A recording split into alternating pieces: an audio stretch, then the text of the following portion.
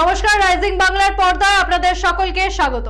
আপনারা দেখছেন নটার প্রাইম টাইম, আর আপনাদের সাথে রয়েছি আমি বিজয়তা। দেখে নেব আজকের হেডলাইন্স। আজও ভোটার তালিকার সংশোধন ও এসআইআর ইস্যুতে সংসদে ইন্ডিয়া জোটের বিক্ষোভ। ভোটার তালিকা বিতর্কে অভিষেকের চ্যালেঞ্জ, কেন্দ্রের সরকার ভাঙার দাবি। তৃণমূল নেতার খুনে উত্তপ্ত সোনামুখী, গোষ্ঠীদ্বন্দ্ব নাকি রাজনৈতিক প্রতিশোধ? গ্রেফতার বিজেপি যুব নেতারা, হাওড়া ও আদালতে পেশ, পাশে অগ্নিমিত্রা পাল। হাইকোর্টের সামনে গায়ে কেরোসিন ঢেলে আগুন দেওয়ার চেষ্টা দুই মহিলার। 12 লক্ষ টাকার টেন্ডার নিয়ে বিজেপির গোষ্ঠীদ্বন্দ্ব।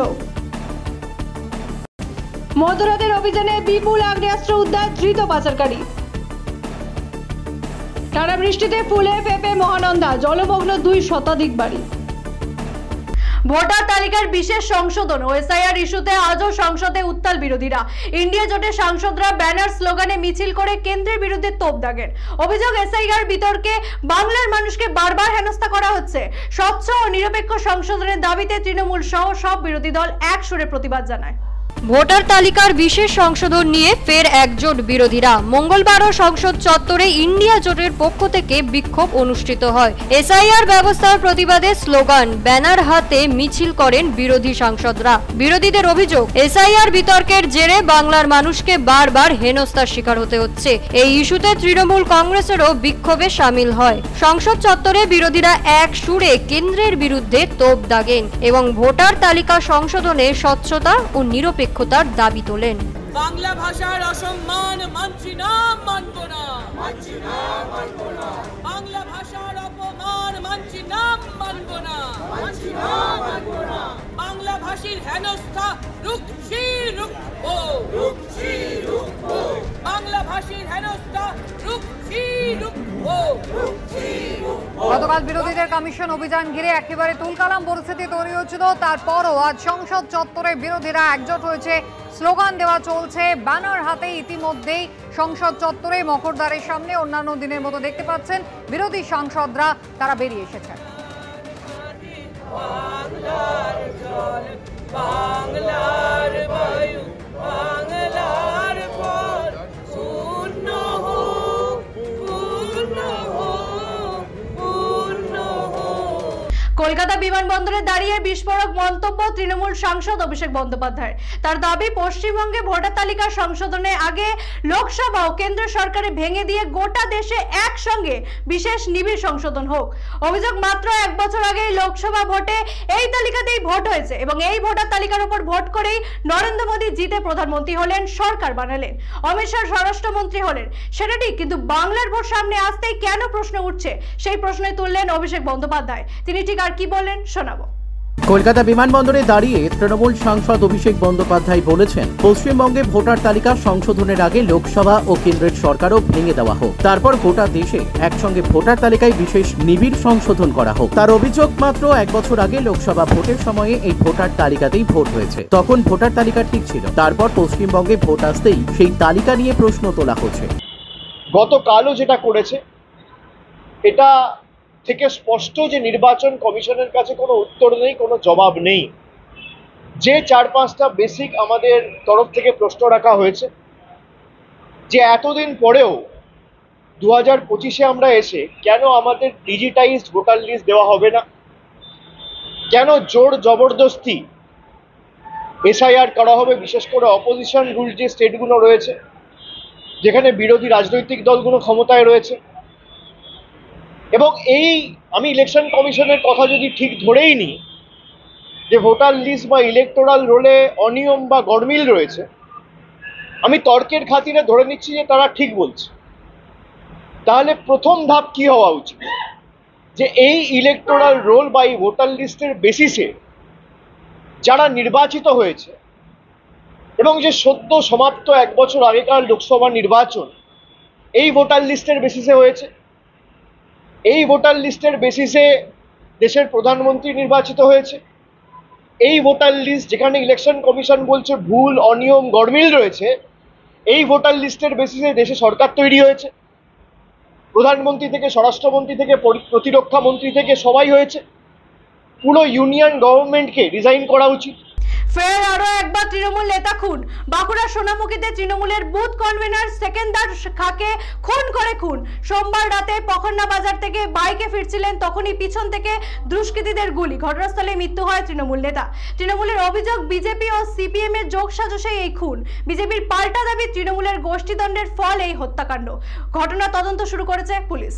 বাঁকুড়ার সোনামুখী থানার চকাই গ্রামে তৃণমূলের বুথ কনভেনার সেকেন্দার খা ওরফে সায়ন খাকে সোমবার রাত 9টা নাগাদ গুলি করে খুন করা হয়। পখন্না বাজার থেকে বাইকে বাড়ি ফেরার পথে দুষ্কৃতীরা পেছন থেকে গুলি চালায়। ঘটনাস্থলে তার মৃত্যু হয়। তৃণমূলের অভিযোগ, 2026-এর বিধানসভা নির্বাচনে পরাজয়ের আশঙ্কায় বিজেপি সিপিএম কে সঙ্গে নিয়ে এই খুন করিয়েছে। আমরা যে দেখলাম যে স্পটে পড়ে আছে, উপুড় হয়ে আর মোটরসাইকেলটা একটা পায়ের উপরে চেপে আছে।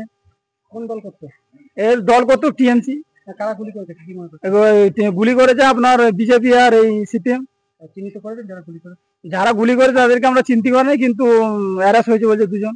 বিজেপি অভিযোগ অস্বীকার করে দাবি করেছে, ভাগবাটোয়ারা নিয়ে তৃণমূলের গোষ্ঠীদ্বন্দ্ব থেকেই এই হত্যাকাণ্ড। পুলিশ তদন্তে নেমেছে। সোনামুখী বিধানসভার পিয়ারবেড়া অঞ্চলের চকাই গ্রামে আজ রাত আনুমানিক 9টা সাড়ে 9টা নাগাদ গুলিবিদ্ধ হয়ে মৃত্যু হয়েছে সিকান্দার খান নামে এক তৃণমূল কর্মী।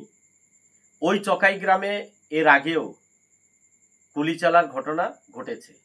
সেখানে গুলি চলেছিল, তৃণমূলের এক গোষ্ঠী আর এক গোষ্ঠীকে গুলি চালিয়েছিল। তখনও একজনের পেটে গুলি লেগেছিল, ভাগ্যক্রমে প্রাণে বেঁচে গেছেন তিনি। তো এইরকম গোষ্ঠীদ্বন্দ্বের খবর ওই এলাকায় আমরা বহুদিন থেকে শুনছি, এবং সে সময় দেখা গেছে গুলি করেছে তৃণমূল কংগ্রেস, গুলি খেয়েছিল তৃণমূল কংগ্রেস, গুলি করেছিল মুসলিম সম্প্রদায়ের মানুষ, গুলি খেয়েছিল মুসলিম সম্প্রদায়ের মানুষ।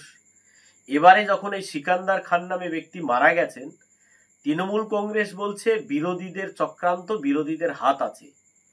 তো আমার বক্তব্য হচ্ছে যে আগের বারেও দেখা গেছে যে তৃণমূল কংগ্রেসই গুলি চালিয়েছে, তৃণমূল কংগ্রেসই গুলি খেয়েছে। এটা শুধু সোনামুখী নয়, সারা পশ্চিমবাংলা জুড়ে হচ্ছে তৃণমূল কংগ্রেসের। এবং পরে যখন এফআইআর হচ্ছে, পুলিশ অ্যারেস্ট করছে, তখন কিন্তু তৃণমূল কংগ্রেসেরই কর্মীদেরকে অ্যারেস্ট করছে। নবান্ন অভিযানের সময় হাওড়ার মল্লিক ফটকে ব্যারিকেড ভাঙচুর ও আইন অমান্যর অভিযোগে বিজেপি যুব মোর্চার দুই নেতা অভিক কুমার মণ্ডল ও মনোরঞ্জন ঘোষকে গ্রেপ্তার করেছে হাওড়া সিটি পুলিশ। মঙ্গলবার হাওড়া আদালতে তোলা হয় তাদের। হাজিরার আগে দেখা করতে আসেন বিজেপি নেত্রী অগ্নিমিত্রা পাল। জানালেন দলের কর্মীদের পাশে দাঁড়াতেই এসেছেন।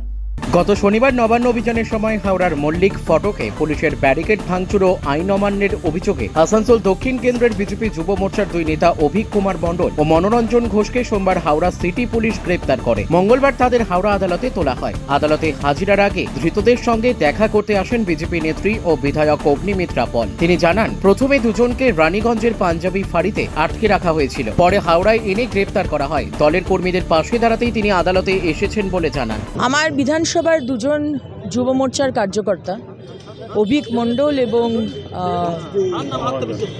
মনোরঞ্জন ঘোষ, এদের দুজনকে কালকে দুপুর থেকে আমাদের রানীগঞ্জের যে পাঞ্জাবি মোড় ফাঁড়ি আটক করে রাখে, এবং তারপরে রাত্রিবেলায় হাওড়া পুলিশ গিয়ে তাদেরকে নিয়ে আসে। আজকে কোর্টে কেস ওঠার কথা, আমি ওদের সাথে দেখা করতে এসেছি। 9 তারিখে আমরা অভয়ার জন্য যে আন্দোলন করেছি, ওইদিকে পার্ক স্ট্রিট থেকে, এদিকে সাঁতরাগাছি থেকে, হাওড়া থেকে, সেটা নিয়েই ওদের ওপর কেস দেওয়া হয়েছে। এখন আমরা লড়ব, কোর্টে কেস লড়ব। আমরা মানুষের জন্য কথা বলতে নেমেছি। পশ্চিমবঙ্গের কী ধরনের রাজনীতি হয় আপনি জানেন, এবং পশ্চিমবঙ্গের মুখ্যমন্ত্রী ডক্টর বি.আর. আম্বেদকরজির গণতন্ত্রকে শেষ করে দিয়েছেন, নিজের মতো সংবিধান চালাচ্ছেন, এবং সেখানে আমাদের কথা বলার কোনো অধিকার নেই, প্রতিবাদ করার অধিকার নেই। কিন্তু আমরা আমাদের মতো লড়ব। কলকাতা হাইকোর্টের সামনে চাঞ্চল্যকর ঘটনা। দক্ষিণ 24 পরগনার আমগাছিয়ার সমবায় সমিতির দুই মহিলা গায়ে কেরোসিন ঢেলে আগুন দেওয়ার চেষ্টা করেন। অভিযোগ, ভোটার তালিকা থেকে তাদের নাম বাদ ও আদালতের নির্দেশ উপেক্ষা করে নতুন তালিকা প্রকাশ। সমবায়ের বিরুদ্ধে টাকা নিয়ে না ফেরানোর অভিযোগও তুলেছেন তারা। দুই মহিলাকে উদ্ধার করে এসএসকেএম হাসপাতালে ভর্তি করা হয়েছে। দক্ষিণ 24 পরগনার আমগাছিয়ার সমবায় সমিতির দুই মহিলা সদস্য মঙ্গলবার কলকাতা হাইকোর্টের সামনে গায়ে কেরোসিন ঢেলে আগুন দেওয়ার চেষ্টা করেন। অভিযোগ, সমবায় নির্বাচনের ভোটার তালিকা থেকে তাদের নাম বাদ দেওয়া হয়েছে এবং হাইকোর্টের নির্দেশ থাকা সত্ত্বেও নতুন তালিকা প্রকাশ করা হচ্ছে না। তাদের আরও অভিযোগ, সমবায় সমিতি মোটা সুদের প্রতিশ্রুতি দিয়ে টাকা নিয়েছে কিন্তু তা ফেরত দিচ্ছে না। ইতিমধ্যেই ঘটনাস্থল থেকে দুই মহিলাকে উদ্ধার করে SSKM হাসপাতালে পাঠানো হয়েছে। নদিয়া শান্তিপুরে বিজেপির গোষ্ঠীদ্বন্দ্ব প্রকাশ্যে। 12 লক্ষ টাকার টেন্ডার নিয়ে উপপ্রধানের বিরুদ্ধে প্রধান এবং প্রধানের বিরুদ্ধে উপপ্রধানের পাল্টাপাল্টি অভিযোগ। বিডিওর কাছে লিখিত অভিযোগ দায়ের করেছেন উপপ্রধান। তৃণমূলের কটাক্ষ, এই ঘটনার প্রমাণ করে দেয় বিজেপির দুর্নীতিপরায়ণ দল। নদিয়ার শান্তিপুর ব্লকের বাগাছটা পঞ্চায়েতে 12 লক্ষ টাকার টেন্ডার নিয়ে বিজেপির গোষ্ঠীদ্বন্দ্ব প্রকাশ্যে এসেছে। পঞ্চায়েতের উপপ্রধান রূপালী বিশ্বাস অভিযোগ করেছেন, প্রধান রোহিত জানা গভীর রাতে টেন্ডার ওপেন করে গড়িমসি করছেন এবং কোনো তথ্য না দিয়ে টেন্ডার পরিচালনা করছেন। বিষয়টি নিয়ে শান্তিপুর বিডিওর কাছে লিখিত অভিযোগ দায়ের করেছেন উপপ্রধান। অভিযোগটা আমি শান্তিপুর থানায় করিনি, অভিযোগটা করেছি বিডিওর কাছে এবং অভিযোগটা করেছি যে একটা টেন্ডার 12 লাখ টাকার টেন্ডার, পঞ্চায়েতের রুলস অনুযায়ী টেন্ডারটা ওপেন হবে দিনের বেলা এবং সেটা অফিস চলাকালীন। তাহলে রবিবার ছুটির দিন মধ্যরাত্রে যে টেন্ডারটা ওপেন হয়েছে সেটাই ছিল আমার অভিযোগ। এটা আমি বিডিওকে লিখিত দরখাস্ত দিয়েছি, ওনারা দেখছেন বিষয়টা। রূপালীর অভিযোগ, প্রধানের কর্মকাণ্ডে ষড়যন্ত্রের গন্ধ রয়েছে। দুর্নীতি বলতে আমার কথা, আমরা বিজেপি ভোট পেয়েছি, রুলস পঞ্চায়েত রুলস মেনে পঞ্চায়েতটা চলুক, যাতে পাবলিক আঙুল তুলে কথা না বলতে পারে যে বিজেপি পঞ্চায়েত পেয়ে তারা রুলস ভঙ্গ করে বা বেনিয়মে কাজগুলো করছেন। প্রধানকে বলেছিলাম যে আপনি রুলস মেনে চলুন এবং যেটা সঠিক সেটাই করুন। প্রধান আমার কথা শোনেননি। প্রধানের একটাই বক্তব্য, আমি অল ইন অন, আমি পঞ্চায়েতের সব, আমি যেটা করবো সেটাই শেষ কথা। এমনকি স্টাফদের কথাও উনি শুনছেন না, উনি নিজের ইচ্ছা মতোই চলছেন। এটাই আমার অভিযোগ। আপনার তোলা অভিযোগ তো ভিত্তিহীন বলে দাবি করছেন কিন্তু? আমার কাছে প্রুফ আছে তো। উনি যে রাত 11টার পরে মধ্যরাত্রির রবিবার টেন্ডারটা ওপেন করেছেন সেই প্রুফ আমার কাছে আছে। প্রুফ চাইলে আপনারা চাইলে আমি দেখাতে পারি। তবে প্রধান রোহিত জানা দাবি করেছেন, নিয়ম মেনেই টেন্ডার প্রকাশ্যে আনা হয়েছে এবং অর্থের অভাবেই তা এতদিন চালু করা যায়নি। পাল্টা অভিযোগ করে তিনি বলেন, উপপ্রধান চক্রান্ত করছেন। ঘটনার জেরে রাজনৈতিক চর্চা শুরু হয়েছে। অন্যদিকে জেলা তৃণমূল নেতা সনৎ চক্রবর্তী বলেন, এই ঘটনাই প্রমাণ করে বিজেপির দুর্নীতি পরায়ণ দল। 12 লক্ষ টাকার টেন্ডারের সাথে যুক্ত আছে এরকম অভিযোগ, এমনটা বিস্ফোরক অভিযোগ, এটা সম্পূর্ণ ভিত্তিহীন। কারণ হচ্ছে যে অভিযোগটা ওনারা করেছেন সেই পেপারস আমার কাছে আছে। তারা অভিযোগ করেছেন এই 12 লক্ষ টাকার টেন্ডার যে করা হয়েছে সেই টেন্ডার রাত 11টার সময় কেন করা হলো বা কেন খোলা হলো, কিন্তু যে আমার বিরুদ্ধে অভিযোগ করেছে সে আদৌ জানে না, এই টেন্ডার সম্বন্ধে সে জানে না যে ওটা পরিষ্কারভাবে লেখা আছে টেন্ডার ওপেন যেই তারিখে করার কথা সেই তারিখেই হয়েছে, আপলোড করেছে। কারণ সেই ব্যক্তি কখন আপলোড করবে, টেন্ডার ওপেন করার আপলোড জিনিসটা অনেক আলাদা। ঠিক আছে, আমাদের ই টেন্ডার এখন যেহেতু ই টেন্ডার প্রসেস অনুযায়ী আমরা টেন্ডার করেছি, সেই প্রসেস বা নিয়ম অনুযায়ী টেন্ডার খোলা হয়েছে। কিন্তু যেটা করেছে সেটা উনি যেই বিষয়টা দেখিয়েছে, আমার নামে যে অভিযোগ করেছে সেই অভিযোগকারী জানে না যে কী বিষয় উনি বলতে যাচ্ছেন। আগে দেখতে হবে পেপারস, আমার কাছে পরিষ্কার লেখা রয়েছে উনি রাত 10টা থেকে 10:30টার মধ্যে আপলোড করেছে। সে আপলোড করতেই পারে যখন খুশি সে করবে, এটা সম্পূর্ণ ভিত্তিহীন। গোপন সূত্রে খবর পেয়ে সোমবার গভীর রাতে বেলডাঙ্গা থানার পুলিশ কালীতলা ফতেনগর এলাকায় অভিযান চালিয়ে নওশাদ মণ্ডল নামে এক আগ্নেয়াস্ত্র পাচারকারীকে গ্রেফতার করে। তার কাছ থেকে 6টি ওয়ান শাটার পাইপ গান, 2টি মাস্কেট এবং 14 রাউন্ড কার্তুজ উদ্ধার হয়। ধৃতের বিরুদ্ধে মাদক পাচারের মামলাও রয়েছে। মঙ্গলবার তাকে 7 দিনের পুলিশে হেফাজতের আবেদন জানিয়ে আদালতে তোলা হয়। মালদা টানা বৃষ্টিতে প্রায় বিপদসীমায় মহানন্দা নদী। ইংলিশ বাজার পৌরসভার 4টি ওয়ার্ডে জল ঢুকে পড়েছে। প্লাবিত অন্তত 2 শতাধিক বাড়ি, 500-ও বেশি পরিবার বন্যার জলে বিপর্যস্ত। দুর্গতদের অভিযোগ, সাহায্য ও সুযোগ সুবিধা পর্যাপ্ত নয়। যদিও পৌরসভার দাবি সরকারি সব পরিষেবাই পৌঁছে দেওয়া হয়েছে, তবে বিরোধীদের অভিযোগ প্রতি বছরই একই পরিস্থিতি হলেও কার্যকর পদক্ষেপ নেই।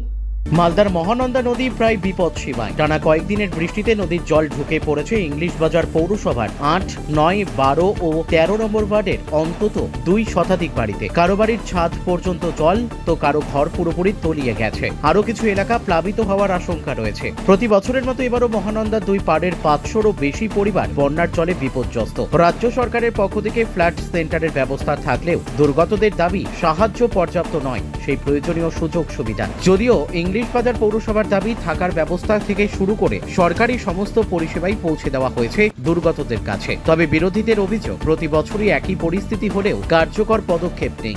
মহানন্দা নদীর জল বাড়ছে, বস্তির কয়েকটা জায়গায় ডুবেছে, যেমন 21 নম্বর ওয়ার্ড, 13 নম্বর ওয়ার্ড, 12 নম্বর ওয়ার্ড, 9 নম্বর ওয়ার্ড, 8 নম্বর ওয়ার্ড। এখানের যে বস্তি এরিয়া আছে সেখানে জল বাড়তে আরম্ভ করেছে এবং কয়েকদিনের মধ্যে এই বস্তির অনেকটা অংশ ডুবে যাবে। কিন্তু পৌরসভার কোনো ভূমিকা আমরা দেখতে পাচ্ছি না, না ত্রিপাল, না রিলিফ, কিছু ব্যবস্থাও করা হচ্ছে না। একটা ফ্লাড সেন্টার আছে, কিন্তু সেটার কি কার্যকারিতা আমরা কিন্তু বুঝতে পারছি না। কারণ এই এলাকায়, বস্তি এলাকায় প্রায় 5000 মানুষের বসবাস এবং তারা এই বন্যার সময় অনিশ্চিত হয়ে যায় তাদের থাকাটা। এর একটা সুস্থ ব্যবস্থা করা দরকার আছে। কেবলমাত্র একটা ফ্লাড সেন্টার করে এটার সমাধান করা সম্ভব না। ধারে ছিল, জল ঢুকে গেছে, জল পেয়ে গেছে, ঘরে জল ঢুকে গেছে, ওই জন্য আমাদেরকে এখানে জায়গা দিয়েছে। এই 8 নম্বর ওয়ার্ডে থাকি, আমাদের নদীর ধারে আমাদের বাড়ি, সবারই টিনের বাড়ি। এবার সবাই ডুবে গেছে, তার জন্য আমরা এই উপরে এসেছি ফ্ল্যাট সেন্টারে। এটা আমাদের মিউনিসিপ্যালিটি ওয়ার্ড থেকে করে দিয়েছে চেয়ারম্যান কৃষ্ণদয়াল চৌধুরী। কতটা পরিবার থাকে এখানে 60টা পরিবার এখন এসছে, এখনো আরো 300-350 পরিবার আছে। আমাদের বাড়ি নদীর ধারে, এখানে ডুবে গেছে, ওই জন্য এসেছি।